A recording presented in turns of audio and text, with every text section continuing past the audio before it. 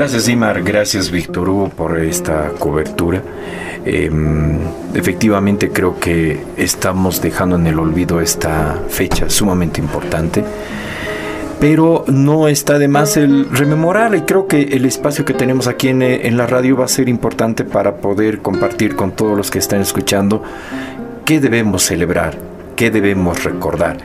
No te equivocaste, el hecho, Víctor Hugo, de que sí hubo un prefecto que quiso desalojar, pero el anterior prefecto fue más directo, pintó el letrero, hizo pintar el letrero de blanco, ¿no? Perdimos ese signo. ¿Dónde están los muebles? ¿Dónde están los libros? ¿Dónde están las libretas de desmovilización?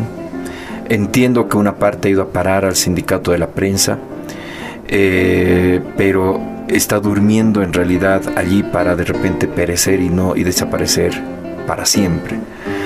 Y eso mismo se va de la memoria, porque hace muchos años nosotros en Bolivia recordamos el 14 de junio como el día que pararon los fusiles de disparar, a mediodía.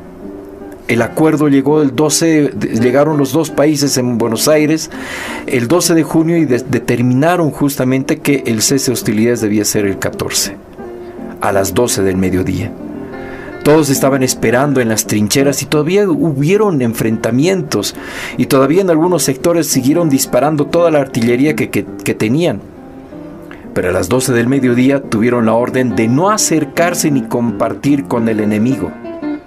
Pero cuando se declaró las 12 del mediodía, los soldados de ambos bandos salieron de sus trincheras y se fundieron en un abrazo. Nunca debían haber peleado. Así lo reconocieron. Minutos antes se estaban disparando, minutos antes habían muerto algunos compatriotas nuestros y también en ese momento enemigos, pero a las 12 del mediodía se estaban fundiendo en un solo abrazo, pese a la prohibición.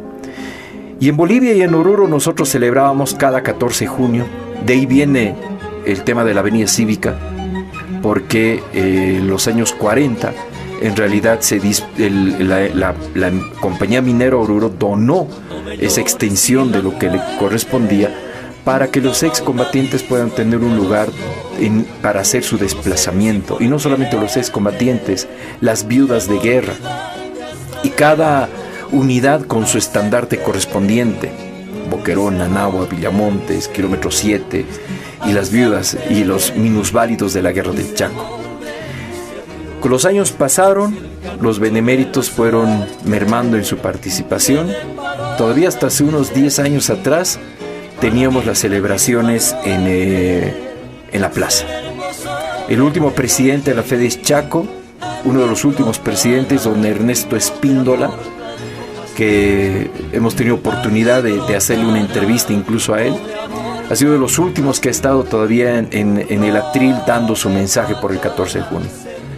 Después estaba el señor Leiva, y de ahí ya no hubo más quien impulse esto. Después la celebración se fue a la segunda división y nos olvidamos de las celebraciones. Y gracias a la gestión que hicimos en ese momento con mi hermano Fabricio, con Jesús Elías, con Marco Antonio Flores, con la señora Marlene Durán, volvimos a traer otra vez el festejo a la plaza. Y no sé si recuerdan esa oportunidad donde el Regimiento Camacho hizo detonar dinamita el 2011-2010 y todo el mundo se preguntaba qué pasó. Hicimos la recreación de Boquerón, hicimos la recreación de Villamontes en plena plaza para que todo el mundo sepa que este día es de rememoración. ¿Y por qué lo hacemos en la plaza?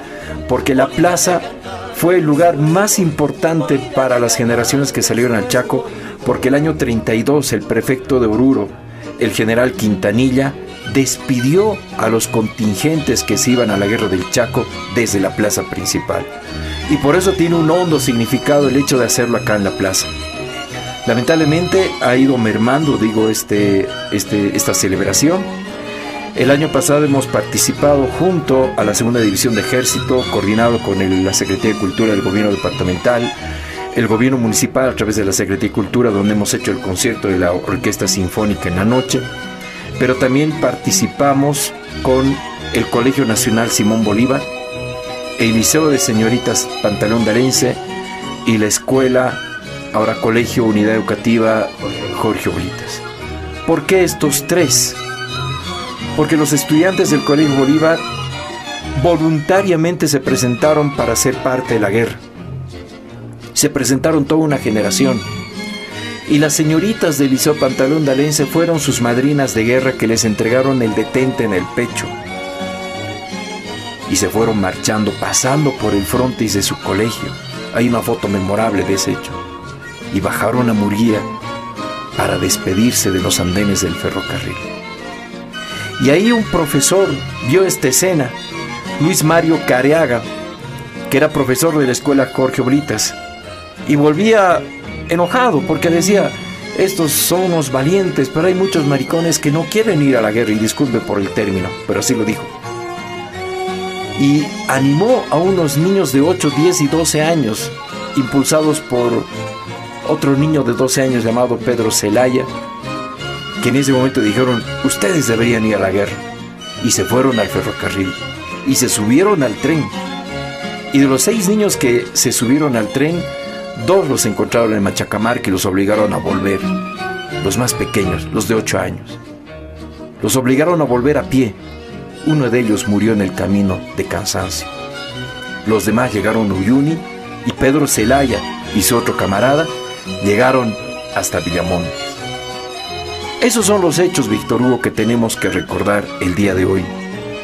Hoy día tenemos una cruza este acontecimiento con el Banco de Sangre, y es un día de regocijo, fiesta, música, alegría, pero también tenemos que recordar esto, y lo deberíamos hacer en la plaza, lo deberíamos hacer allí para que todas las generaciones que tenemos aquí en Oruro, porque Oruro ha sido el departamento que más efectivos ha entregado a la guerra del Chaco, ha sido el que más sangre ha dado por la guerra del Chaco, desde el momento que se ha iniciado la guerra. Esos jóvenes que han formado el 14 Infantería y que han llegado a Boquerón, y de los cuales muchos de ellos no han vuelto. Esa generación del 32 del Colegio Bolívar, ninguno sobrevivió. Y más que dolor, tiene que representar este hecho simbólico para mostrar a estas generaciones que no hay una familia en Oruro que no haya tenido un pariente que haya ido a la guerra del Chaco. De mí, mi abuelo, José Hermo Murillo, estuvo entre el 34 y el 35. Primero como oficial de reserva y después como oficial en el frente. Estuve en Tarairí, en Charagua, en Villamontes. Y mi abuelo paterno, Hermógenes Cazorla, que estuvo justamente con la artillería, con la batería Selene. A ellos hay que reconocerlos, a nuestros abuelos, a nuestros bisabuelos, y a los que no volvieron, a los que están enterrados en el campo de nadie, en los alrededores de los campos de batalla, y como lo decía, sin una cruz de quebracho que los recuerde. Por eso estas iniciativas son personales, porque lamentablemente desde la instancia pública no tenemos ninguna iniciativa. Y lo único que nos toca es impulsar. Con Jesús Elías vamos a organizar la Orquesta Sinfónica, la presentación de la Orquesta Sinfónica, de que debíamos haberlo hecho el día de hoy, pero lo vamos a hacer en 2 semanas. Vamos a cumplir con ellos. Vamos a cumplir con nuestros abuelos, escuchando la música de la Guerra del Chaco, leyendo las cartas, recreando lo que ha sido la despedida de las madrinas de guerra del Colegio Pantalón de Alense a sus hermanos que han sido los del Colegio Bolívar, y recordando esos niños valientes que se han subido al ferrocarril de la escuela Jorge Oblitas, porque hay que hacerlo. Esas son partes de la historia que Oruro tiene que rememorar, y en nuestro cementerio general, el mausoleo de la Guerra del Chaco es el más grande del país. Es el más grande del país, y eso demuestra precisamente la cuota de sangre que dimos en este conflicto. Ojalá no olvidemos, Víctor Hugo, ojalá no olvidemos a estos valientes que sin conocer dónde estaba el Chaco, llegaron hasta más allá, hasta Muñoz, Yucra, Boquerón, tomamos Toledo, tomamos el Fortín Boquerón por segunda vez. La primera vez fue el 29, la segunda vez el 32. Pese a que era un fortín paraguayo, para Bolivia tiene una más honda significación. y al final de cuentas teníamos que llegar a la guerra. Y creo que con todo lo que estamos revisando en la historia, yo prefiero decir, en esta línea que tenemos con muchos amigos de historiadores, podemos decir que la guerra del Chaco no la perdimos, la ganamos. La ganamos gracias a esos valientes, porque ese territorio que estaba en conflicto no era de nadie, ni de Bolivia, ni de Paraguay. No habíamos logrado tener un tratado de límites con ninguno de los dos países. Y al final, el que más intentos tuvo fue justamente Bolivia. Al final, se resolvió con la guerra. Y la guerra determinó en el lugar donde estaba. Y gracias a Germán Busch, el año 38, hicimos retroceder al ejército boliviano para quedarnos con la línea de Charagua, Traíra y todo lo demás. ¿Y quién se quedó con la línea del petróleo? Bolivia.